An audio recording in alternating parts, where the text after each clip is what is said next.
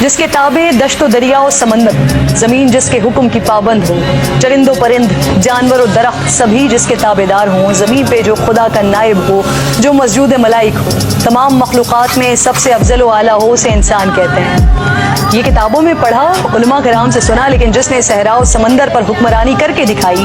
جس کے حکم پر لرزتی زمین ٹھہر گئی، سوکھا دریا جس کے خط سے جاری ہو گیا، جس کی چادر سے دہکتی آگ ٹھنڈی ہو گئی،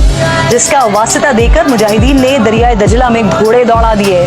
جو ممبر پر بیٹھ کر کوسوں دور کے حالات دیکھ لے، جو کہے یا ساریت الجبل اور ساریہ سن لیں، حکم پر عمل کریں اور فتح یاب ہو،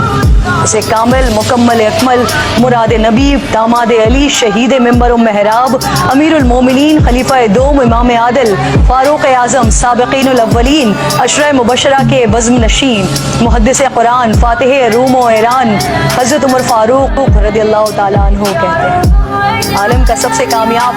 فاتح جس کی شخصیت کفر پر لرزہ برندہ، آج اس عظیم شخصیت کی شہادت کریں۔ ان کی زندگی ایسی کہ خود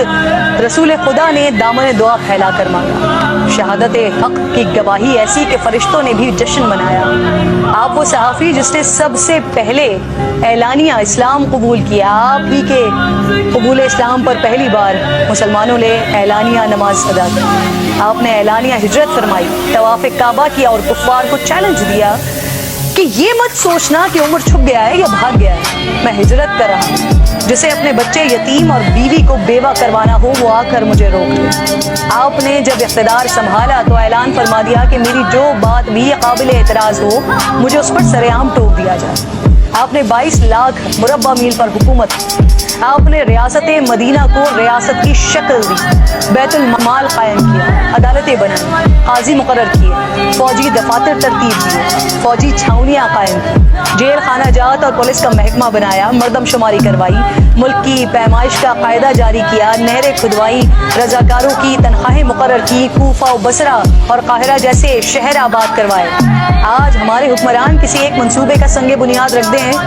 تو کریڈٹ لیتے نہیں تھکتے ہیں، لیکن حضرت عمر فاروق رضی اللہ تعالیٰ عنہ نے بغیر کسی ستائش کے یہ کام انجام دیا۔ آج ہم بے نظیر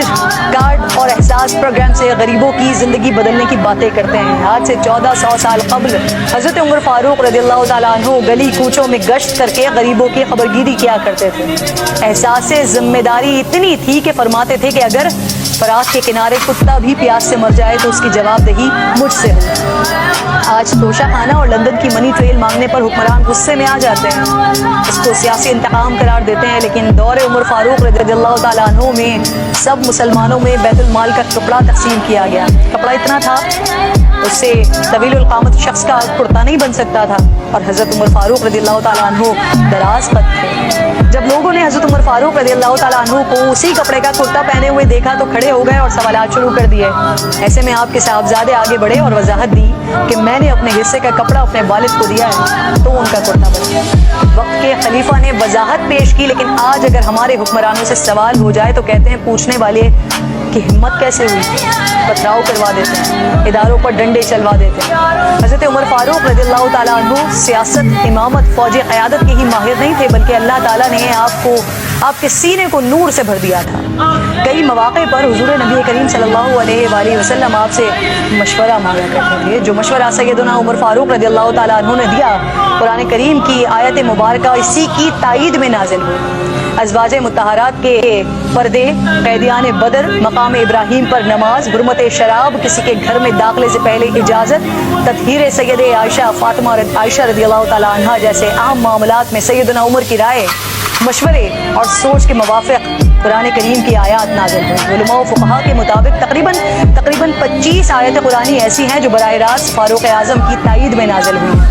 جہاں آپ منافقین کے لیے جلالی تھے وہاں مومنین کے لیے درد مند تھے۔ جس سال عرب میں قحط پڑا تو آپ نے قسم کھائی کہ گوشت یا کوئی اور لذیذ چیز نہیں کھائیں گے، یہاں تک کہ قحط ختم ہو گیا اور پھر خوشحالی آ گئی، لیکن آپ نے پھر بھی یہ چیزیں صرف یہ سوچ کر نہیں کھائیں کہ کہیں ایسا نہ ہو کہ میں تو کھاؤں اور میری رعایا میں سے کسی کو یہ نصیب نہ ہو۔ اللہ کاش کے نام عمر استعمال کر کے حکمرانی کا تاج حاصل کرنے کے خواہش مند ان کی زندگی کے صرف ایک پہلو پر بھی عمل کر لیں تو پاکستان کا نظام تبدیل ہو جائے۔ آج نہیں تو کل یقیناً ایسا ہوگا۔ آج ایک عظیم عظیم شہادت کا دن ہے، اس لیے مختصراً شہادت عمر فاروق بھی بیان کر دیتی ہوں کہ نماز فجر کے دوران ایک مجوسی کافر ابو لولو فیروز نے زہر آلود خنجر سے آپ کے شکم مبارک میں 3 بار کیے. آپ بے ہوش ہو کر گر گئے اور حضرت عبد الرحمن بن عوف رضی اللہ تعالیٰ عنہ نے نماز مکمل کروائی.